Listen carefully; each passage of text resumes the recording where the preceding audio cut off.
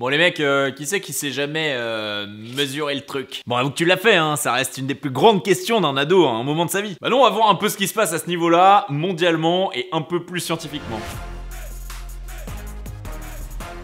Bon, il y a un cliché dans toutes les têtes, c'est que ce seraient les populations africaines qui auraient les plus gros kikis du monde. Alors qu'en Asie, ils seraient plutôt dans la moyenne basse, quoi. Il y a même une carte qui le montre, pays par pays. Là, on voit clairement qu'en Iran, au Pakistan ou en Indonésie, on n'est pas super bien monté avec 11 cm de moyenne, alors qu'au Congo, on côtoie les 18 cm. Et visiblement, en Amérique du Sud, on se porte pas trop mal non plus. Bah le problème, c'est que cette carte, en fait, personne sait d'où elle vient. Et en gros, il y a des chances que cette carte, elle ait été faite par une boîte qui vend des trucs pour s'élargir le dard. Donc bon, si la boîte, elle veut vendre à des Américains, elle peut pas leur dire qu'ils ont les plus grosses, quoi. Donc niveau fiabilité de source, on a vu mieux. Bah ouais, parce que le recordman du monde du plus gros membre, il est pas africain. Il s'appelle Roberto Esquivel Cabrera. Bon, un truc comme ça pour l'accent. Et il est mexicain. Il en a une tellement grosse qu'il a même été déclaré handicapé. 48 cm. Ouais, ça donne pas vraiment envie là pour le coup. En même temps, le gars, il a déclaré avoir utilisé des poids pour se l'agrandir toute sa vie. Et donc le numéro 2 de la discipline, Jonah Falcon, il est américain. Et lui, il est à 34 cm sans avoir tiré dessus comme un bourrin. Donc bon, il est pas content, il veut récupérer son titre de la plus grosse du monde, quoi. Voilà, sujet clos, on peut passer au côté scientifique. Parce qu'il y a quand même eu des études un peu plus sérieuses de fait sur la taille de l'engin. Celles qui sont purement factuelles sur la taille, la largeur et le volume du machin, ou des études de ressenti qui demandent à des femmes actives sexuellement comment elles ressentent la différence et ce qu'elles préfèrent. Première catégorie, les études factuelles. Là où j'ai été chanceux sur mes recherches, c'est qu'il y a déjà quelqu'un qui a fait le travail de rassembler la majorité des études qui ont été faites et en condenser les résultats. Donc ils ont pris des dizaines d'études sur la taille du joujou et ils ont filtré avec des critères un peu stricts pour pouvoir être dans le résultat final. En gros, il fallait que l'étude porte sur au minimum 50 personnes, que les mesures aient été faites par un professionnel de santé via une méthode particulière, et surtout pas par le participant lui-même, qui peut en général se rajouter quelques centimètres. Bref, sur des milliers d'articles scientifiques de départ, ils en ont gardé que 96 qui concernent 26 études. Et donc ça fait des stats sur 15 500 hommes qui se sont fait mesurer Popol. Et voilà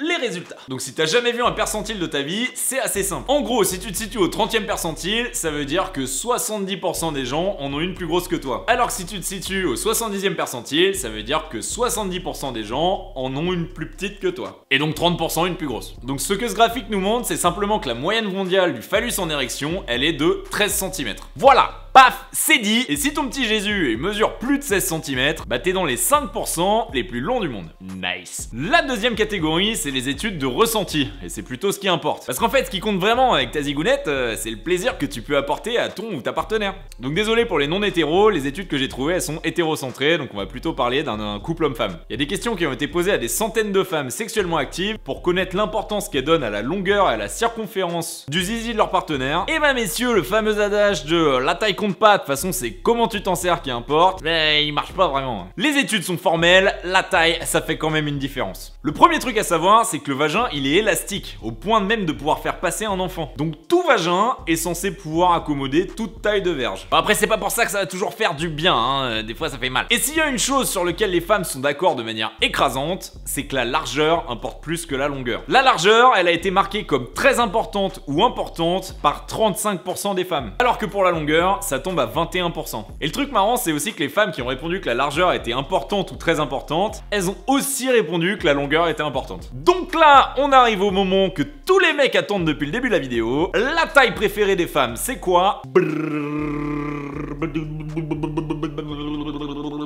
Et le vainqueur de ce soir est 16,2 cm de long et 12,4 cm de circonférence pour un coup d'un soir, ou 15,8 cm de long et 11,9 de circonférence pour une relation durable. Bon, j'avoue que si on se tient aux études que j'ai mentionnées juste avant, bah disons que c'est quand même pas mal au-dessus de la moyenne. Bon allez les gars, il reste plus qu'à vraiment apprendre à s'en servir. Bon sur ce, si t'as aimé la vidéo, n'hésite pas à la liker, à t'abonner en activant les notifications, et j'ai ouvert un petit Utip dans la description pour pouvoir payer un monteur et moi me concentrer plus sur le contenu. Bon allez, moi je suis plus très sûr.